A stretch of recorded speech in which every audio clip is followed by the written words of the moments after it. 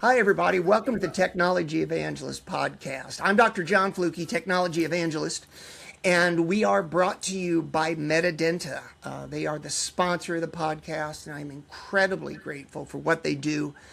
Check them out at medidenta.com. They have got all kinds of incredible products that they offer. Things like Prophy Magic, things like rodent resins, just a bunch of great stuff that I can't even list here because there's too many, so you need to check it out. Also, my usual plea for like, subscribe, and comments because it feeds the algorithm and helps us reach more people. Today, I've got a neat guest, Dr. Adam Hodges, who practices in Asheville, and he's a generational dentist, which is cool too. And so we're going to have a great conversation. Adam, thank you for joining me today. John, I really appreciate the invite. Always happy to come on and love talking with you. So I always start off with the origin story, Adam.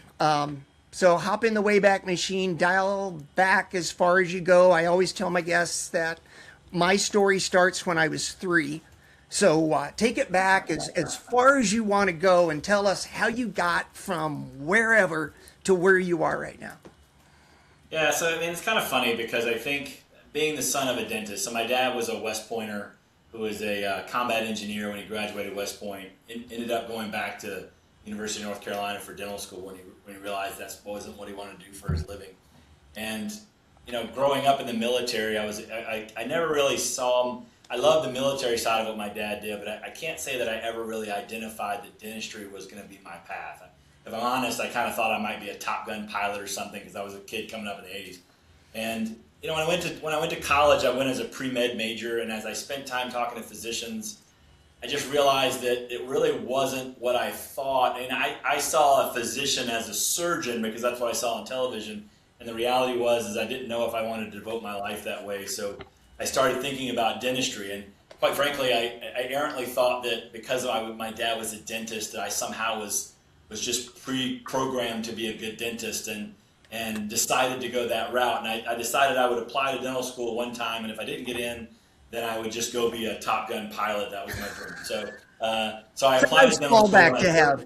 Right. And I certainly wasn't the first one they invited in. So as the time lingered on, I was having to start really taking the thought of being a pilot pretty serious because I didn't know if that was going to get chosen. And so I had gone and talked to the recruiter, but nonetheless, at the last minute, they invited me to come to the dental school class at the Medical College of Georgia, and really changed my life. I realized very quickly that, number one, I did not understand anything about dentistry. I realized that on day one.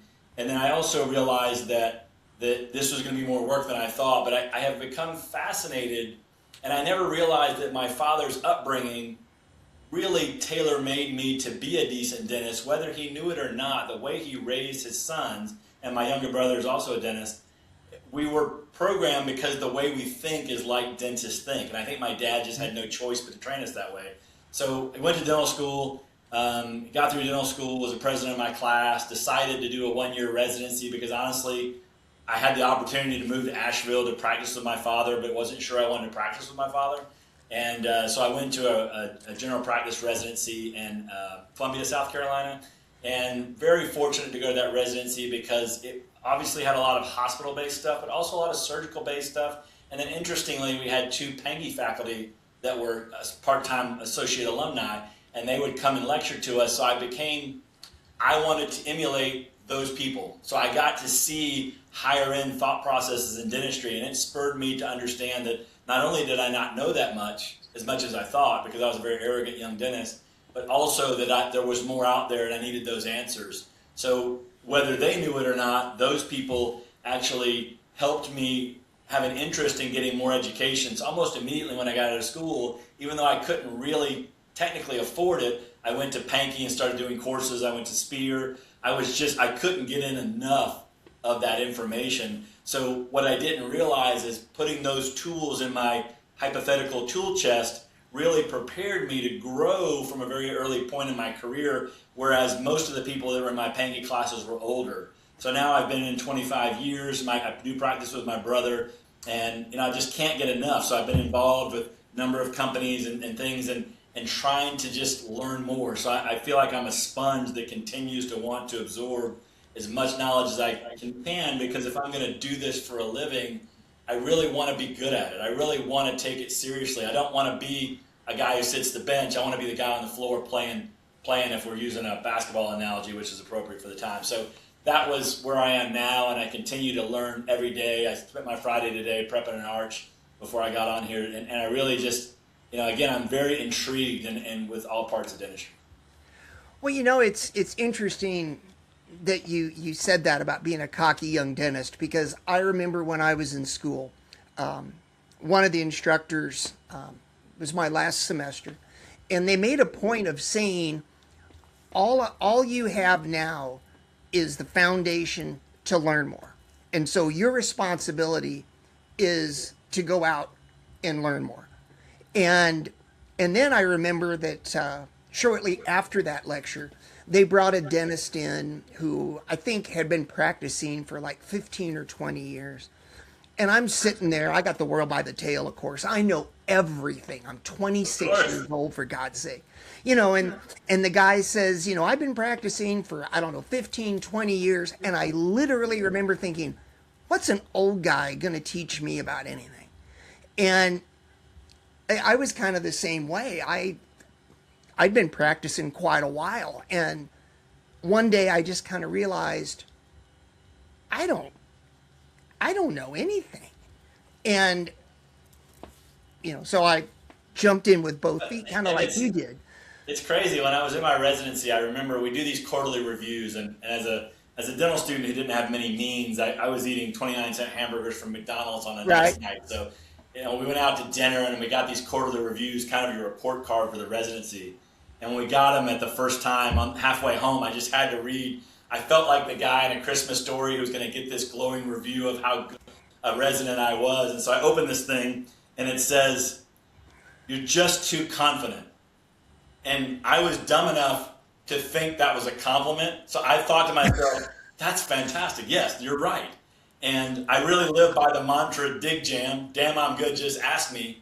But Frank Spear was right when he said, you graduate dental school a safe beginner, and this profession doesn't need long to humble you by making mistakes. And let's hope you keep coming and keep learning, but I certainly learned very quickly that I was nowhere near as smart as I thought. I didn't realize we were going to be so much alike, but we are.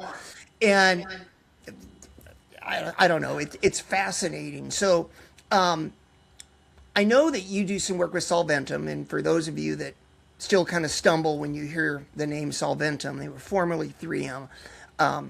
That's a huge company with a lot of science and a lot of really smart minds behind it. For the younger docs that are watching that might be interested in thinking, I'd like to maybe branch out and be able to, have an impact on, like product development and that sort of thing. How did that happen, and how did you get into that? Yeah, it's kind of funny because one of the guys in my residency, a guy named Mike Davenport, who's no longer with us, I was talking to him maybe a couple of years after I was in dentistry and asking about things that were important to him. And he had been on something called the Council for Innovation in Dentistry that 3M sponsored, and he just told me it was a great experience to learn more. So I asked my rep about that, my 3M rep, and they told me, yeah, there was this thing, and I could fill out a form, and I did. And a couple of years later, they called me, interviewed me, and I was on this council. And it was really a great thing because once a year they would invite these dentists, and then they would basically show them products and get ideas about what they thought. So it was a great way to collaborate, but also I loved being involved. So I had an ability to see products and try to understand how to make them better, which to me it's very interesting. And so as I did that, I asked a ton of questions. And so as I left that, I thought after the 4 years you're involved with that, I was sort of done. But shortly after, they called and they said, hey, listen, Adam, we're coming out with a new digital scanner. Would you like to be involved with it? And I said, sure. So I continued my involvement. I got involved. I started doing a little bit of speaking on a very small scale. And they were incredibly helpful to me. And then over time, they invited me to be an opinion leader. And then as an opinion leader, one day they said, hey, one of the pain points in dentistry is composite veneers. A lot of dentists don't want to do them. We understand conservatism is a good thing. So would you like to be involved in this product that we're trying to develop? And I said, absolutely. So I was the first clinical user of what they call the Filtech Matrix, which is basically you take a digital scan of your patient, you do a digital design, and then they create a cage that goes over the digital design, allowing you to inject regular composite to complete composite veneers. And it really took something that I would have told you that I love to do, because I think we all know that artisans and composite veneers are synonymous with good dentists. So I knew the answer was, I love composite veneers, but the reality was I wasn't doing them because I felt I wasn't confident that I could take these hands and deliver a beautiful aesthetic result at the end. So bridging the gap with Solventum, then 3M, allowed me to bridge the gap by having this cage that got me a lot closer to what I knew was a very aesthetic result, and gave me the two shape and everything I needed. And I could do it in about a third of the time that I used to do it. It would take me 4.5 hours to do composite veneers, and at the end I was hoping the patient said, I like this, or even I like it a little bit. And now in an hour and a half I could deliver very predictably and get something that I knew the patient would like, that I would like, and I could fit it in my day. And quite honestly, was as profitable as any other procedure I was doing. So it took me from not doing composite veneers to doing them all the time. And it's evolving, so that process is getting better and better over time. Well, and I think all of that is interesting, because I think some people get hung up on the artistic side of it, and it becomes kind of a thing of, it's going to take you like an entire morning or an entire afternoon to do this, because that's what it takes to do quality.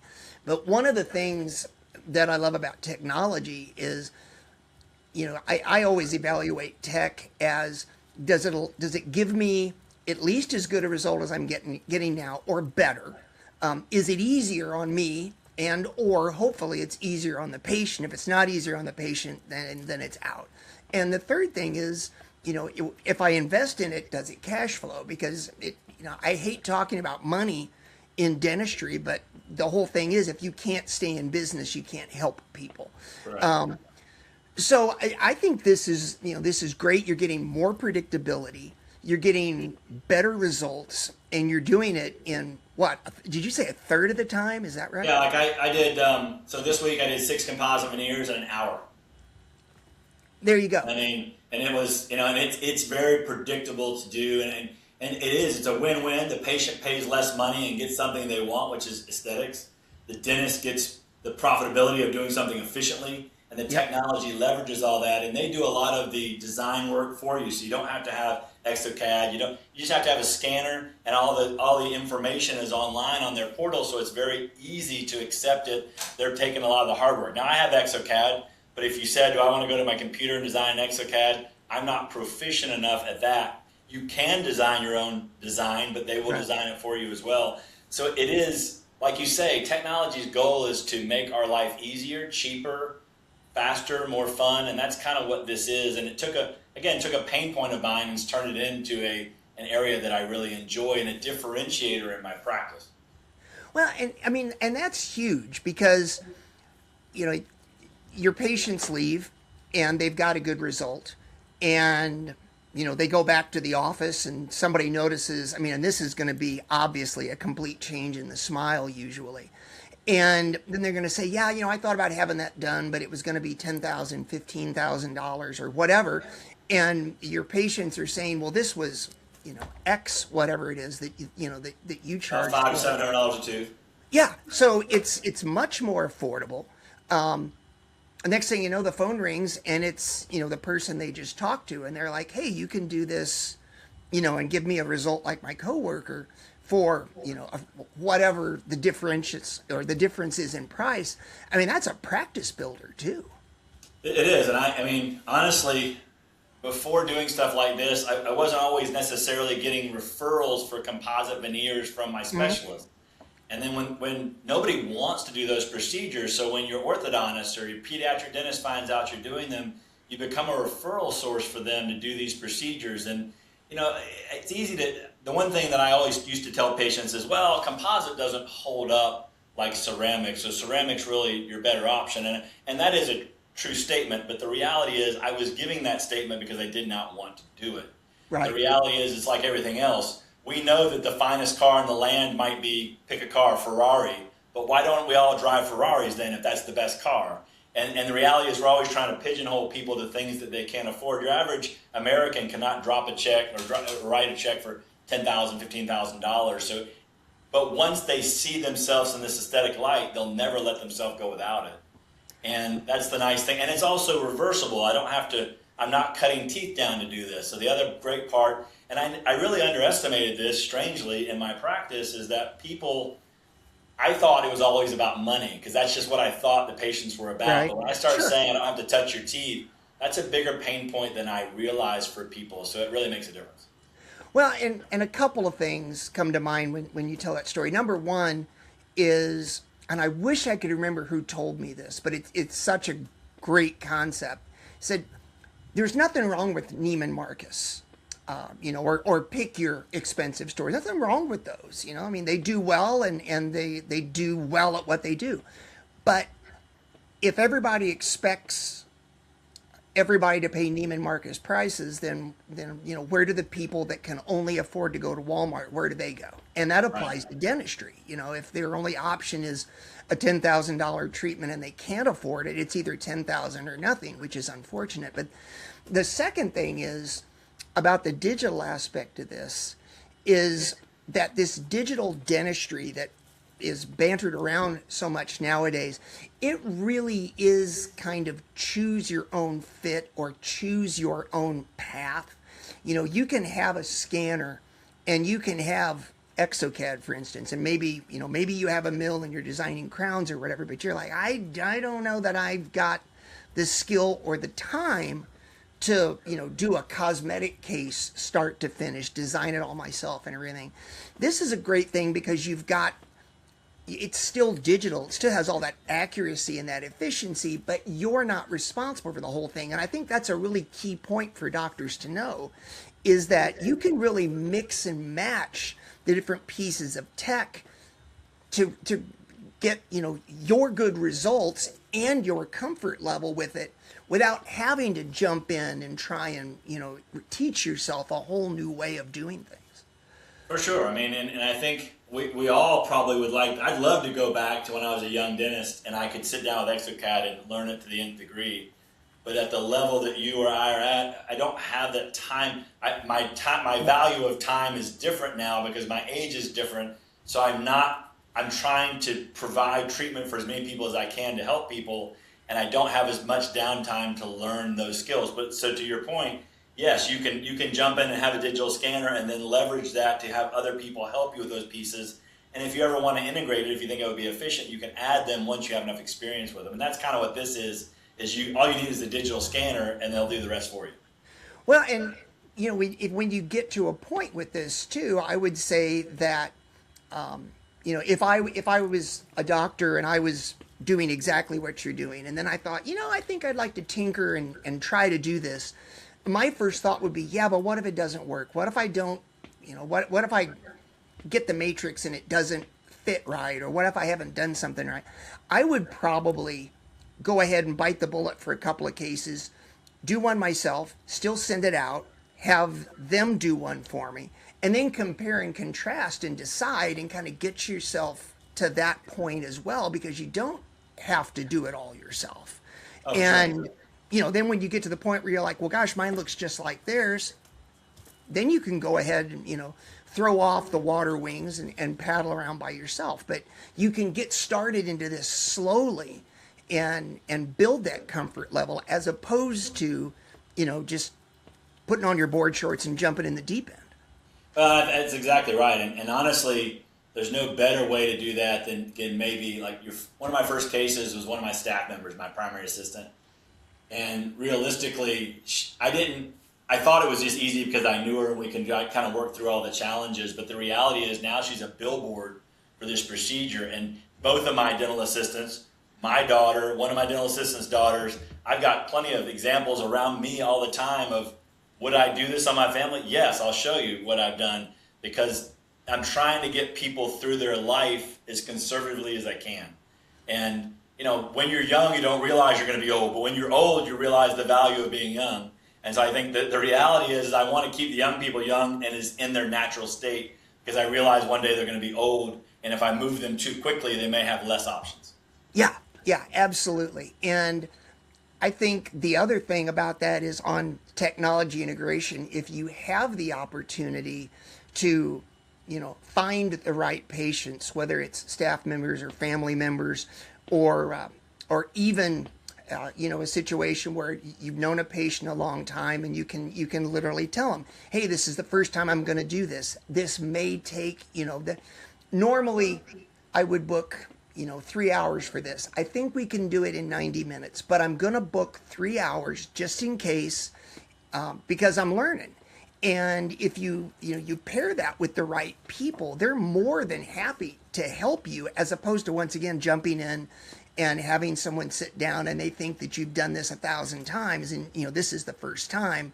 And the first time, there's always a couple of snags. You're always, the first time you try and walk, you fall over, but you get up and you walk. So finding the right patients, I think that's a great idea. I'm a big fan of, if doctors start into clear aligner therapy, man, the first thing you do is find a staff member that wants to go through it. And then, like you said, they become a billboard for you, because you can literally say, Susan, come in here, show her your teeth, show her what, and then they can actually say, I've been through it. I know what it's like. This is the result. I think that's credibility, because they want to hear that so they can feel like it's familiar, like it's not a sales job. Too often, especially in today's society, people are bombarded with a constant barrage of sales. So inherently, they're always going to sort of want to push back. But when you have those people around them that they've learned to trust, say, yes, I've done it, this is the thing, and they understand at that point that, hey, I can trust this person. I've known her for 20 years. I've been in this office. And right, it doesn't always have to be glossy. You tell them the positives and the negatives. You full disclosure so they understand what they're getting into. Yeah, the communication piece of it is incredible. And, you reminded me of a story I actually heard yesterday, where a friend of mine was telling me that they had a physician's visit, and it's, without going into detail, it's something where they need to be seen like every quarter. And so while they were in, the doctor literally says to the patient, hey, if you want to lose weight, I've opened a second clinic, and we're doing like Ozempic-like treatments, and here's a business card for that place, and you can just call.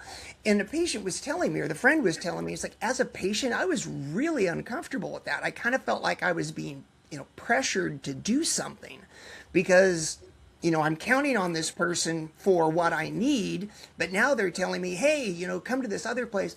And the salesy and awkwardness of some of this can really set people off. And this friend of mine was saying, I'm actually thinking of maybe trying to find a different provider, because I felt pressured.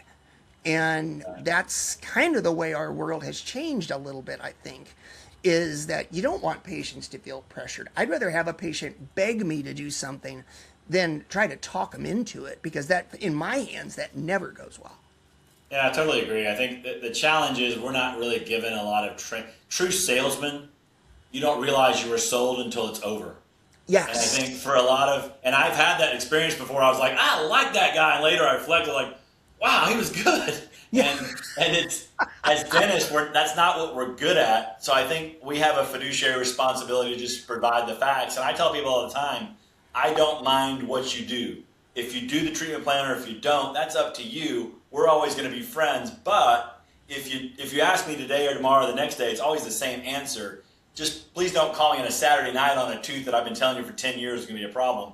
We all still go in. We all still do that. But the reality is, I try to let them know that it's not about the treatment, because, like you, I know as well, if you do the right thing for people, you won't have a problem with your schedule. That will stay busy. It's just a matter of providing. It just takes a while to build the snowball of trust with your patients. And now when I say things, they don't question. It's like, if you say it needs to be done, it needs to be done. Yeah. And you want to develop that relationship, but it just takes time too. It does. It does. Over the years, one of the things I discovered was, almost every practice will go through ebbs and flows, where times the schedule is just not as full as you'd like.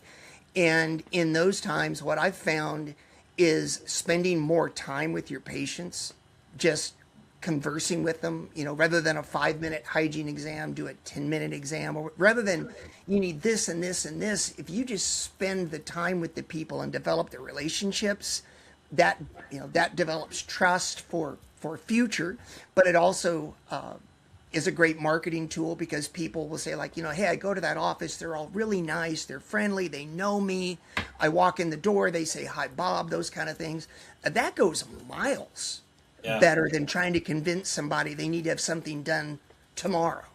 At least in my opinion, that's how it works. And it's transparent to people when you do it. I think dentistry is a tough profession. I can't think of another profession that is, you're working in such a tight space, which is very invasive for people, and in a profession that has a history that people don't necessarily enjoy. So mentally, as a dentist, it can be hard at times, and I think you don't want to complicate it even further by adding a salesmanship on top of it. It's to me, it's more, hey, you know what? I do love what I do. I really enjoy it, but I also think that I understand my upbringing helped me be a good dentist, and unfortunately, I think dental schools are very good at choosing people that are smart. We all are equally smart. That's how we get into dental school. But what they don't know how to choose for is people that will be able to withstand the barrage of emotions that dentistry provides and work in that space and find sanity in that arena. I'm just going to say yes, because what you said was so important. One of the things that I always tell younger doctors now is, and I've said this on the podcast before, but if you added up all the time out of the office that I thought about things that either were complicated or things that hadn't turned out right, or difficult patients that I was trying to manage, if you added all that time together that I spent waking up in the middle of the night or not being present with my family because my brain is somewhere else, I'll bet you I at least lost months, maybe years of my life to that. And it's just so much easier to get into a mindset of just do the absolute best you can do and then wait your results in peace. Because it's an emotionally challenging profession. That's probably the hardest thing about what we do is the emotional aspect of it. It's difficult. It's a tight space. I tell patients, you can't see what I'm doing. You can't ask me what I'm doing. And I am way inside the bubble. So it's uncomfortable to boot. And a lot of people are nervous about it anyway. It's a very difficult environment. I want to switch this a little bit, because you talked about, the environment you were raised in. What was it like? Because I'm the only person in my family that ever went into healthcare. What was it like practicing with your dad for a while? It's honestly one of the greatest professional privileges I had, and I would have never told you. Growing up, I was a punk kid and arrogant. I thought I knew more than everybody, to include my parents. Right. And I don't know what it is. I look back and I see people who really have a lot of admiration at a young age for their parents, and I aspire to have been more like that. But in my life, my father being an engineer turned dentist, he's very analytic. Mm-hmm. And my mother is not an overly emotional person. So growing up that way, I was ready for the barrage of dentistry, because I'm not looking for my patients to make me emotionally feel better. And so I think a lot about this, and about people who have a good emotional balance in their life probably will struggle more in dentistry, because I can't think of another profession that you'll routinely hear, I don't like you, no offense, and then you're supposed to take no offense and then work in their face. So as I look back, the way I was raised, I don't take offense to that, because I was raised in a way that I was constantly striving. But to get back to your question, once I didn't really want to work with my dad, because I didn't see my father as the person I wanted to be. And it's unfortunate that I didn't see it that way. But once we got to work together, and very quickly I realized that the arrogant me who thought he knew everything, I get into trouble, and I have to ask him to bail me out for real, in a way that we both understood that I did not know what I was talking about, and he did. So I had no choice but to come to grips with my insecurities with regard to the fact that I had a lot to learn from this person who I should have learned more from in my life. and we weren't adversarial, but it was great because we really got super close, because now I've got somebody that I totally admire who knows what I want to know and can help me be a better surgeon, a better dentist. So it was an amazing transformation for me. And my brother did not get to work as much with my father, and I've told him routinely, that's really unfortunate, because I felt like it was better for our relationship than any other thing has been. I've always wondered about that because my dad owned a printing company, and so I worked there from in college and all the way through dental school. And even when I got out of dental school for a while, I wasn't busy enough to be open full time, so I actually worked part time with him, and that was tough, because I'd see my dad go up to an employee and talk to them, like an employee or a peer, and then my father would turn to me and treat me like his son, which was different in that environment and not nearly as pleasant. But you didn't have that with your dad? No, honestly, I think, we had done enough of that previously. I think I was able to understand. My dad was he was a leader in the military, so he had and he still does have a very calm demeanor. My dad was one of those guys that if you got a spanking, you got 5 equal spanks. And so I think the reality is that he would never raise his voice. He never lost it. He was always calm. But I guess when I was a kid, I never understood why our correspondence had to be so detailed. But it was because of the way he thought. And then later, I now do that to my children, and I see it, that it's the same problem, but it's because I think of this as step one. I'm thinking of dental procedures. Yep. And so it's a great way to learn if you're in a very meticulous-oriented profession. So I think, in dentistry, I had more of an admiration, and it was certainly a lot more just collaboration. And there were things that he knew much better than I, and there was things I was learning that maybe I could provide.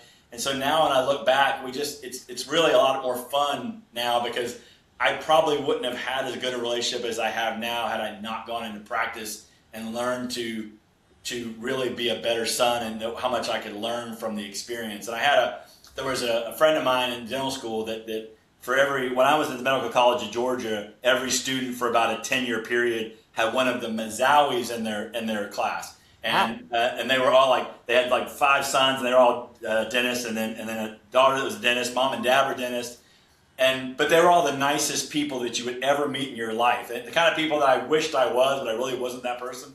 And so I once asked their father, who unfortunately has passed away, but I said, Mr. Mazowi, I got to understand. I don't know how you did this, but as a young parent, I want to understand how to be a better parent. How did you get all your kids to be such great people? And he said, Adam, I think he said Armenian is his nationality. He said, I kiss my boys every time I see them. I kiss them all the time. I show them love all the time. And I do think that's important. So one of the things I tell young parents is you don't have to make your kids perfect every day. Just love them and let them gravitate towards what they want to do. I gravitated towards wanting to be tough on them, thinking I was going to make a Tiger Woods or a this or a that. And the reality is that if you just love them, they start to become very much social, because they have the security to know that they fit. When you're tough on them, it actually is harder on their psyche. So to answer your question, no, we had a great relationship, because he never really felt the need to challenge me. He was very confident who he was. Well, a couple things on that. Number one, I was never in the military, but the one thing that I seem to notice in people that spent a decent amount of time in the military, maybe not an entire career, but certainly longer than just one stint, is there is kind of a calmness about them. And I don't know if the military attracts calm people. I don't think it probably does. But I think it trains people to think more calmly. And I'm emotional. And I always respected that. I'm like, gosh, I wish I could just get it out. The other thing you said, which I have to laugh at, is the whole thing of trying to explain things in an analytical manner. Got a dental assistant. She's been with me about 10 years. And had a patient come in one time, and she asked a question. And I remember I looked up, and Nikki, my dental assistant, gave me this look. and because she knew where I was going to go, and she put her arm on the patient's, or put her hand on the patient's arm, and she said, "Let me just explain it to you, because if you ask him what time it is, he's going to tell you how to build a clock." That's very appropriate. It really truly is, because like you said, I start with, first the earth cooled, then the dinosaurs came, and I can't just say yes or no, or we do this, then we do that. I've got to get into the whole process, and knowing when to do that and when not to do that can be really important. I mean, if you've got an engineer as a patient, explaining things the way I think that you and I think is really good, but you've got some people, I actually have patients who will tell me, just tip me back, do what you do. Don't tell me what you're doing. Don't explain to me what you're doing. I don't want to know. All I want to know is we're starting and we're done. And then I've got other patients that are, like, "Hey, can you get the camera and take a picture of this?" Or I've actually had people ask, "Can you put live video up on the screen so I can watch?" And it's interesting to me how different people are, because some people want to know, some people don't want to know. Right, for sure. I totally agree. And I think that's what you'll learn as you go through the career, is how to navigate all the different personalities you see for the betterment of your practice and for their providing treatment. Like you say, some people don't want to hear any details. But now sometimes they change, because they'll say, "I don't want to hear any details," but then all of a sudden they're asking you questions about treatment. And Right. It's just because they have a preconceived notion about what you're going to talk about or what you want. And it's funny, and that's why dentists are often storytellers. I mean, listen, we have a captive audience for hours on end with our mouths open, and so you have to say something. If I didn't talk, I can't imagine what they would think. And I tell patients all the time, I talk so you don't fill in the blanks.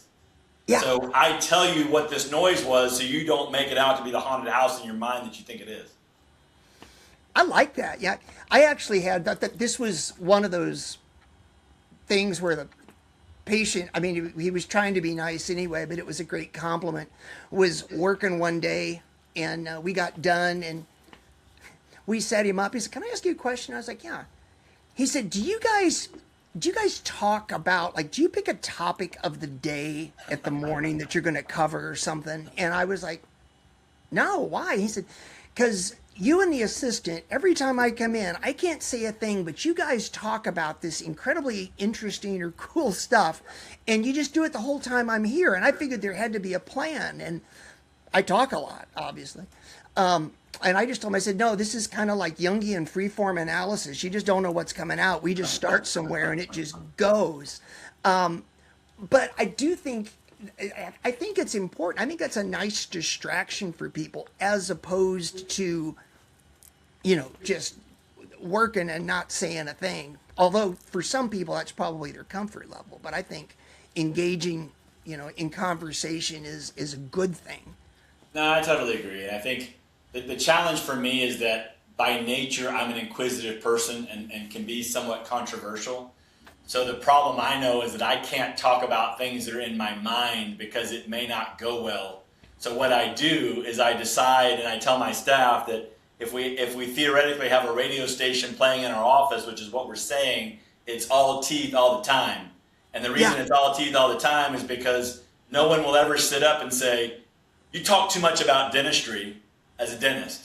But if I say anything in this modern culture, you could potentially be on either side and it could be judged. The one thing you can't judge me for is the endless talking of dentistry. What you will say is you'll go up front and say, "I don't know what the hell he's talking about, but that guy loves teeth." And that's who you want your dentist to be, right? So, I mean, Exactly. it is to some degree intentional, but it also keeps me focused and engaged on what I'm doing, so that I'm always I've got this down. You can wake me up in the middle of the night and start me, and I've got it, and I've got my script, I'm ready to go. And it's a bulletproof conversation about how to describe what I'm doing. And I think that's important too, knowing the right language.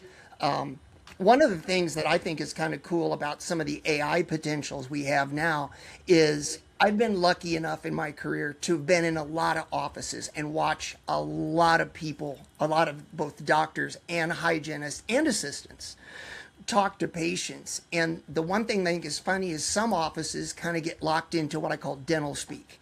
and they go to explain things, and they're talking about, well, we're going to go in, we're going to do a distal occlusal restoration on, the upper left second bicuspid, and we're going to create a box form of blah, blah, blah. And the patients just, it's like Charlie Brown's teacher. They don't hear a thing. And I think yeah, exactly. I think for some people, it'd be nice if you could, think about, okay, well, when I'm explaining things to patients, give it to, something like ChatGPT and say, make this understandable, for somebody with a high school education, and it could probably break it down and help you understand, as opposed to just keeping the same routine over and over. Because, the one thing about life is nobody ever tells you you're boring or you're confusing, or, patients leave and they don't schedule, and you think, oh, well, they don't think it's important, or, oh, I didn't give them enough detail, because we're detail oriented. In reality, you just didn't find their communication level to bring that across to them. Totally true. Yeah, it's totally true. And I think the reality there is for me, I've throughout my career worked on, I call it scripts, but I always have these things in my mind, and I break it down, because if I don't get the feedback that I want, I caress. It's kind of like a performance. Yeah. And the performance is, if I'm not getting my desired result, I work on the performance. Like, for example, something like bite. If I say bite together and tap up and down, or if I say bite together, sometimes I get people go, and they're moving up and down and up and down. And I say, well, close your mouth and hold it together. So I've transformed bite into close your mouth, hold it together. And you've got to keep working on that. If you're always sort of out in space with that, then you're not going to get those results. So I think you have the perfect ability to do that. And it's funny because my wife and kids say, we know you as this one person, but we're in your dental chair. You talk to this in this whole nother soothing voice that we don't see at home. And like, yeah, unfortunately, that's the hat that I wear when I go in. I said, it's not disingenuous at all, but it's designed to allow people to understand and at the same time be effective in communication in the limited time that I've got. So let me ask you about the advanced training. So you have been, you've been through Pankey and you've been through Spear. Was it Pankey first because of the influence of the people in your GPR? Yeah.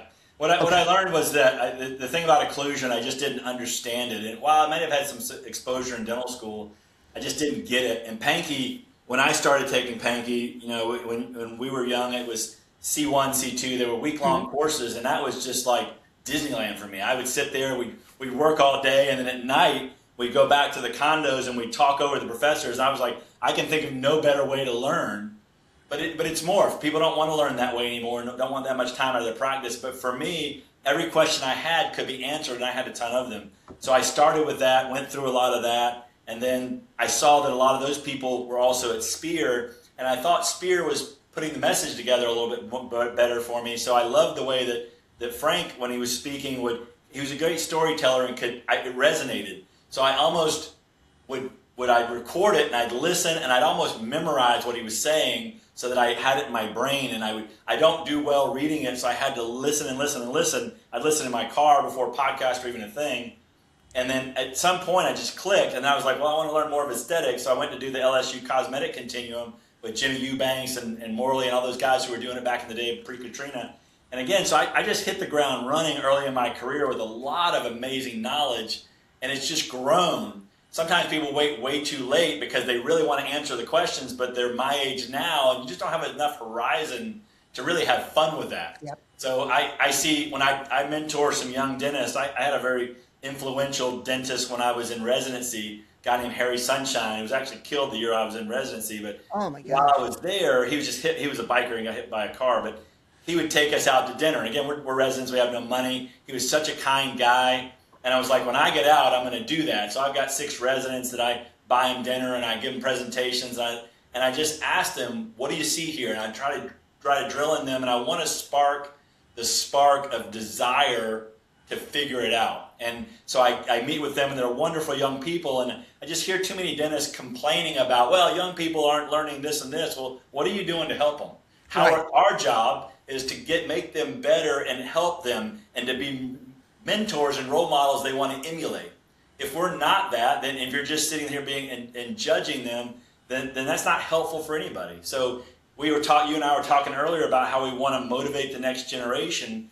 We want them to come out. They have all of this technology and all these wonderful things. We want to help them understand the history so they can take that technology and make it even more powerful.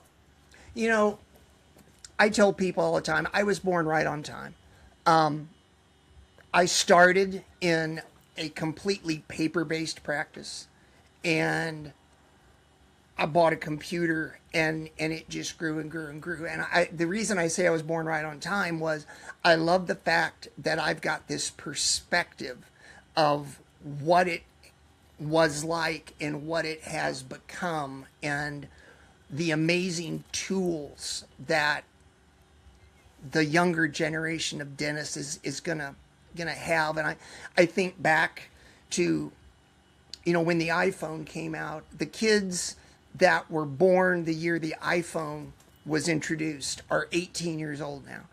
And so to them, there's never been a world without a touch screen. There's never been a world without every song you've ever heard, in the palm of your hand. And it's natural to them. And when you grow up around that, I think one of the problems that you get when you get older is we all kind of reach a comfort level with our dentistry, with our technique, with our lives. And when you've got this thing like the younger generation of dentists has, all these tools that just seem natural to you, that you don't have to think about what you're doing, you just do it because that's what you've always done. I think the sky's the limit, but I do feel an obligation as an older dentist to help them understand why this is so much better, why we're doing what we do, why certain points of treatment matter, as opposed to, being critical or doing nothing. I mean, I think one of the great things about like Spear and Pankey is they get into not only the how, but the why. And if you know what the why is, that lets you extrapolate into hows that maybe don't even exist yet. But you've got to understand that foundation first. And I think it's intrinsic upon us as dentists that are, no longer kids, to encourage that exploration, that understanding, that comprehension of it, to keep moving it forward, not just doing, but understanding the why behind the do. Yeah, I agree. I think it's been, in my career, I feel very fortunate that I've gotten to see so many advances.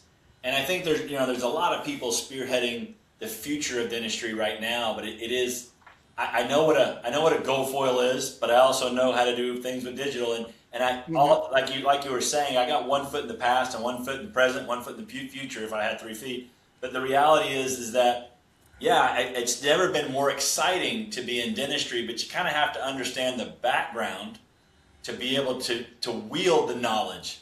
The tool is one thing, but it's useless without the knowledge. And that's one of the things I think that we're kind of butting up against right now, is that it used to be that, a newer thing would come out every once in a while. And now oftentimes, there's like transformative things that happen almost once a quarter or a couple of times a year.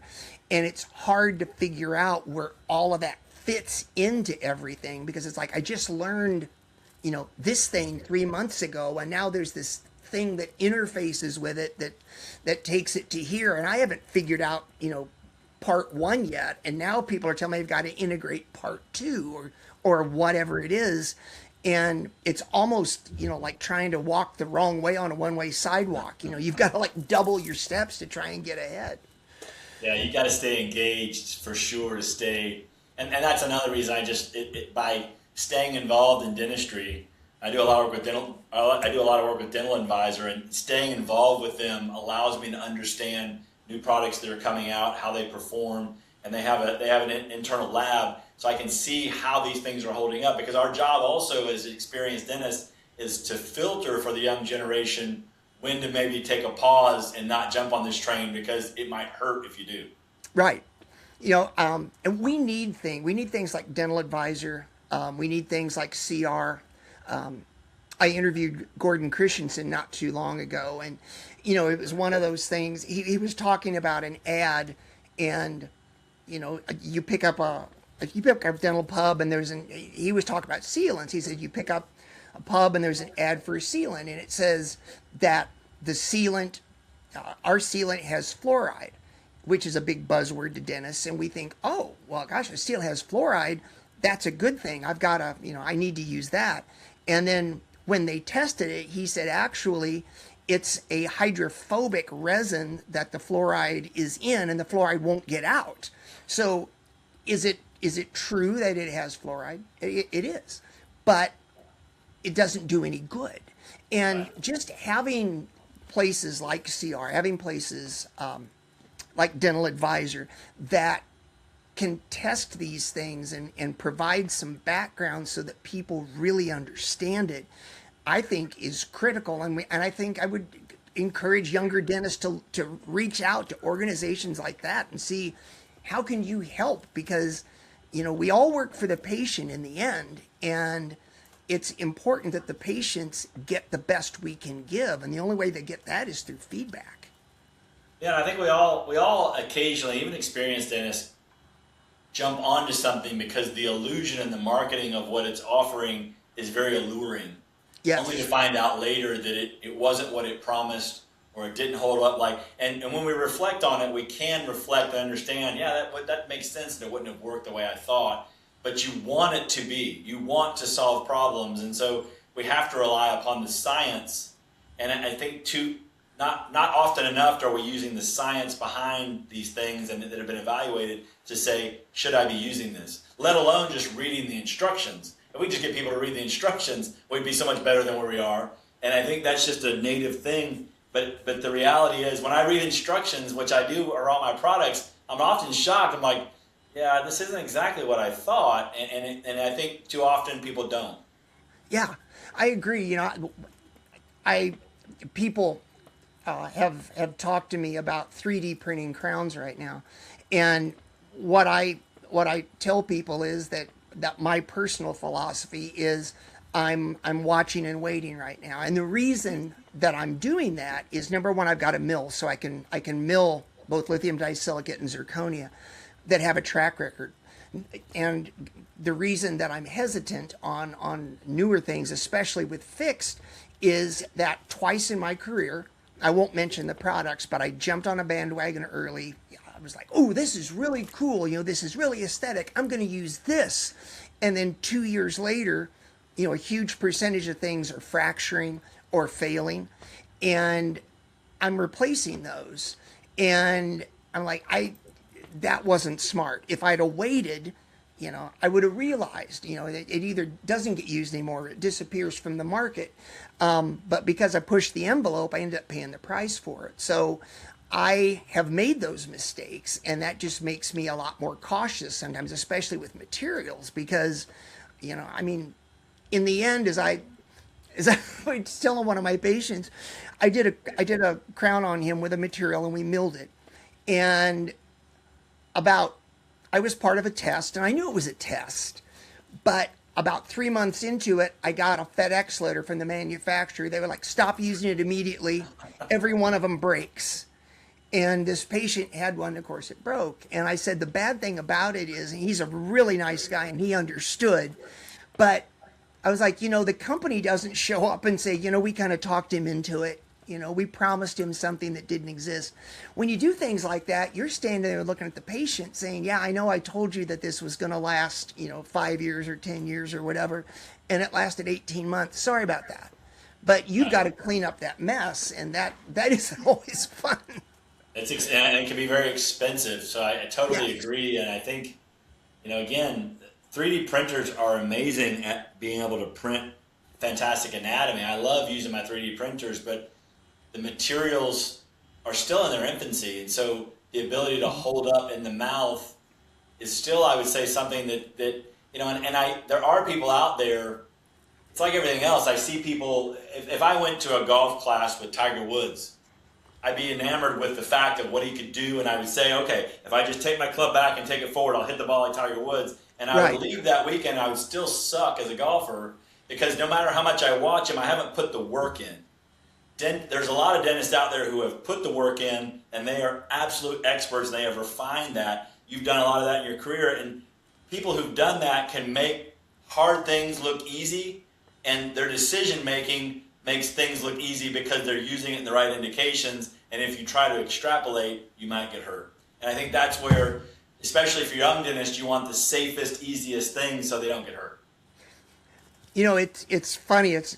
I completely agree with that. My wife, for a while before we started a family, she was hooked on watching home improvement shows, and she would watch these people that were professionals, you know, like paint a wall and do like some technique or whatever, and then she'd be like, "Let's do that this weekend," and then invariably, you know, like 10 times longer than it took, and now we're at each other's throats. You got me into this. And I told her one time, I said, the problem with those shows is they're using people that have done this so many times they could do it in their sleep. I said, it'd be like me showing somebody how to do a root canal. It looks really easy when I do it, but I've done tens of thousands or whatever it is, you know. And unfortunately, it's the same thing. It's like me going on TV and showing this how you do a root canal. And everybody thinks, oh, I could do a root canal now.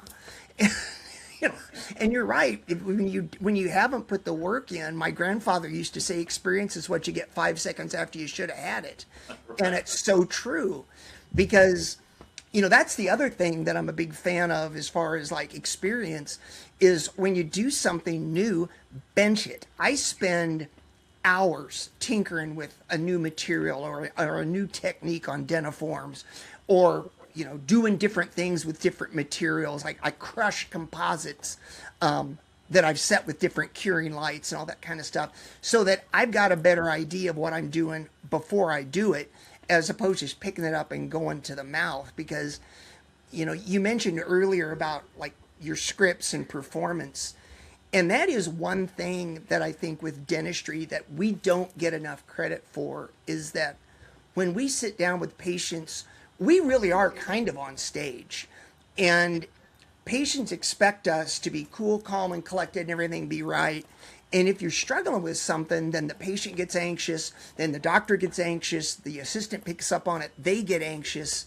It's just so much easier to have that confidence, because it's hard enough when you're good at it, but let alone when you don't have enough experience with something to then struggle, because then that just makes it worse.